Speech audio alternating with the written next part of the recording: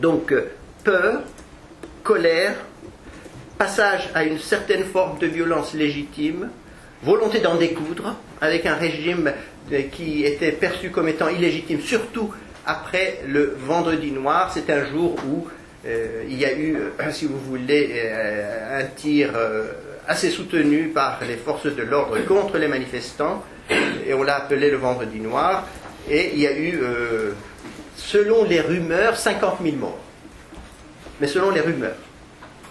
Par la suite des recherches, et là je reviendrai dessus, comment ces émotions peuvent être aussi avoir une dimension purement imaginaire, mais sur le moment même, cet imaginaire opère comme si c'était une forme de surréalité. Alors, après les recherches qui ont été faites après le renversement du régime du Shah, on a vu par exemple les cimetières de Téhéran et des alentours, l'accroissement du nombre de ceux qui ont été enterrés, et même donc dans une échelle assez vaste. Et vous savez combien on a trouvé? 200. Vous voyez, cette idée qu'il y a 50 000, ensuite cette réalité de 200. Et cette disproportion, précisément, a été structurante. Je veux dire, dans l'indignation, le sentiment d'humiliation, la colère qui ont été créés, ont été structurés par cet imaginaire de 50 000. Peu importe si c'était vrai ou faux.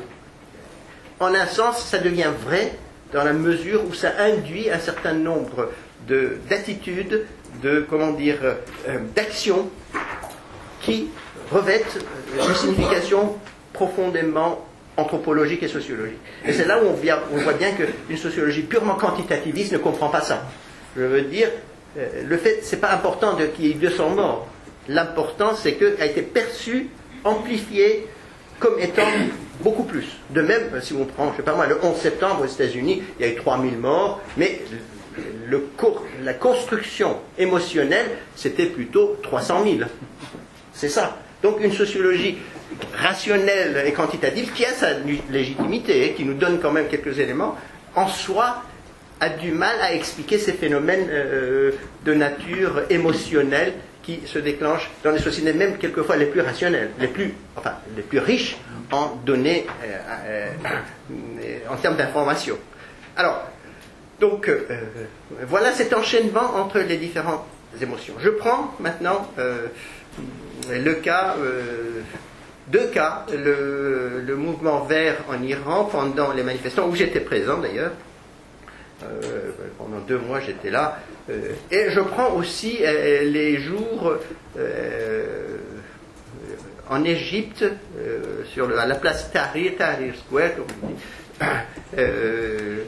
et là où il y a eu le phénomène des Baltajirs.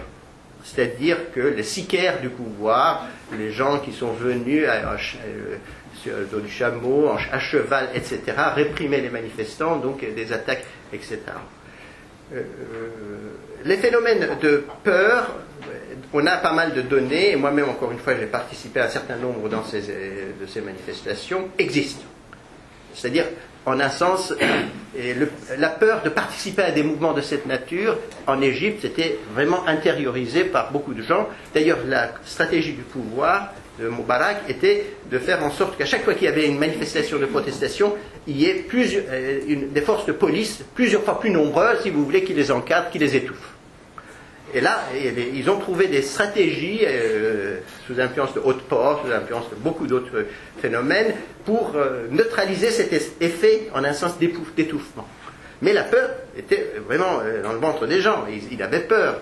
Mais le problème est que cette peur, cette fois-ci, qui donne naissance à une forme de colère, ne se traduit plus, et là, à l'inverse des mouvements islamistes radicaux, par exemple, qui ont eu cours aussi en Égypte réprimés, ou en Iran, mais à l'inverse, je veux dire, sous le Shah, ils ont eu gain de cause, mais ça ne se traduit plus en une logique de martyr. C'est plutôt la notion de salmiya qui devient beaucoup plus importante. Et cette notion de salmiya, c'est-à-dire paisibilité, paix,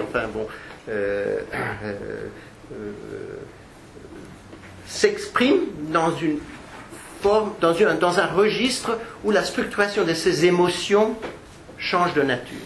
Et c'est ça qui m'intéresse, c'est-à-dire comment, par exemple, dans un cas, par exemple dans les mouvements en Iran dont je vous ai parlé en 79, mais aussi dans beaucoup de mouvements islamistes radicaux, ou des mouvements islamistes qui se sont transformés en des mouvements islamistes radicaux, on voit bien le passage de la colère et de la peur en un phénomène de djihad, de martyr, de violence, et s'exerçant contre le pouvoir, et allant dans le sens d'une, d'une logique de guerre, cette fois-ci, où la violence joue un rôle fondamental.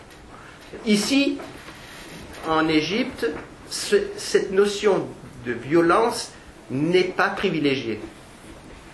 Pourquoi? Évidemment, j'essaie d'apporter dans ce livre des réponses, mais ce qui, ici, compte tenu du temps assez limité qui nous est imparti, ce qui m'intéresse, si vous voulez, c'est un effet de distinction. La structuration des émotions, des affects, se fait selon des perspectives différentes. Et cette perspective nouvelle, c'est précisément ce qu'on pourrait appeler salmiya, mais aussi une autre notion qui est fondamentale, qui me paraît aussi essentielle et qu'on ne trouve pas dans les mouvements islamistes, ni dans la révolution islamique en Iran, c'est la notion de karama, dignité. La notion de dignité qui devient fondamentale. Alors, dans le mouvement islamiste, et notamment la révolution islamique en Iran, les processus d'individuation passent par le truchement, essentiellement par le truchement du martyr. Évidemment, il y a des sous-catégories que je développe dans mes livres, mais disons que cette nouvelle jeunesse révolutionnaire, beaucoup mieux éduquée en Iran en 79, etc., construit, en un sens, ou résume, ou focalise, ou cristallise ses affects autour de la notion du martyr, sous l'influence de Shariati, certes, mais aussi dans un enchaînement qui a quand même, qui est en relation, en réaction contre des formes de nationalisme qui étaient perçues comme étant empruntées à l'Occident sous une forme mimétique, en un sens simiesque, dirais-je, c'est-à-dire en singeant l'Occident. On voulait construire ce nationalisme pour cette nouvelle jeunesse révolutionnaire. Alors, par contre, dans le mouvement arabe et aussi dans le mouvement vert iranien qui s'est déroulé quand même 1 an et demi avant le printemps arabe, et qui ont donné quand même énormément de notions équivalentes en quelque sorte à ce que sera par la suite le printemps arabe. C'était un mouvement prémonitoire, mais en même temps beaucoup, du moins au niveau politique, au niveau de la construction de ce qu'on pourrait appeler la tête du mouvement, différent de la plupart des mouvements du printemps arabe. Alors, on voit comment, ici, si vous voulez, un processus d'individuation se met en branle qui tente d'éviter le recours à la violence et perçoit la violence non pas comme une forme d'exaltation du sujet, mais comme une forme de désintégration du sujet, et donc tente de l'éviter. Il ne parvient pas toujours. Il y a des cas, évidemment, en Égypte où on sait très bien qu'il y a eu de la violence, mais c'était toujours une riposte à la violence des forces, et surtout, idéologiquement et affectivement, n'était pas valorisé. La valorisation, c'était plutôt salmiya et la notion de karama. Et ce qui est intéressant dans ce phénomène d'individuation, c'est que pour peut-être la première fois sous une forme collective, sous une forme massive, chez beaucoup d'individus, surtout une nouvelle jeunesse, on voit bien comment cette notion de karama met l'accent sur un individu qui a aussi des droits. Jusque-là, si vous voulez, dans les mouvements nationalistes, autoritaires, un peu partout dans cette région, le mouvement islamiste dans cette région, l'individuation n'avait de sens que si l'individu acceptait à la fin de se sacrifier à une entité transcendante qui était la communauté nationale ou la communauté religieuse, la Ummah. Pour la première fois, il y a cette notion, moi j'existe, je veux que je me soumets à mes devoirs, mais il faudra aussi qu'on me respecte comme individu.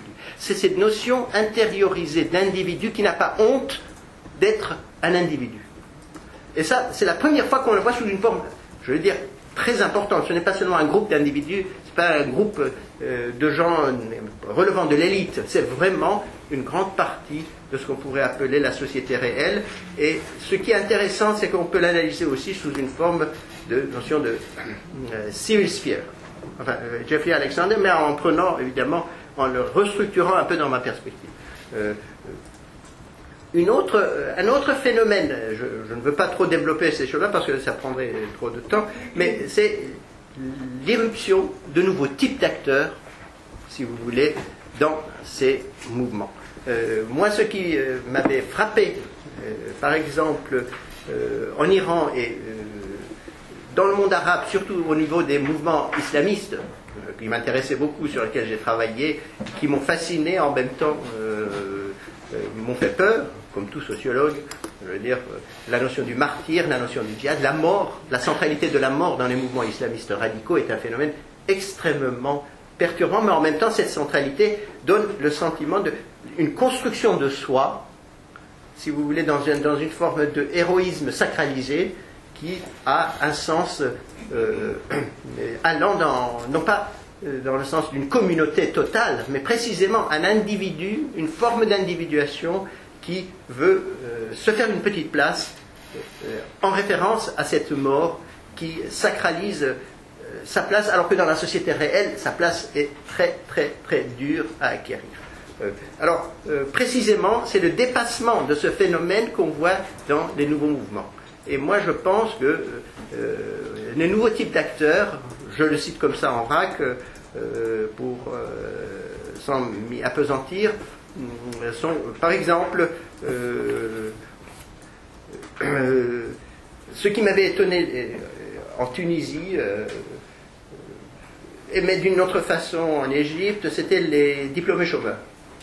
Les diplômés chômeurs comme de type d'acteurs très incertains d'eux-mêmes, en même temps avançant, quelquefois d'ailleurs échouant. Par exemple à Gaza, bon, ça n'a pas marché. Dans d'autres phénomènes de mouvements sociaux sous cette forme-là, ça n'a pas marché. Mais il se trouve qu'ils ont trouvé l'articulation.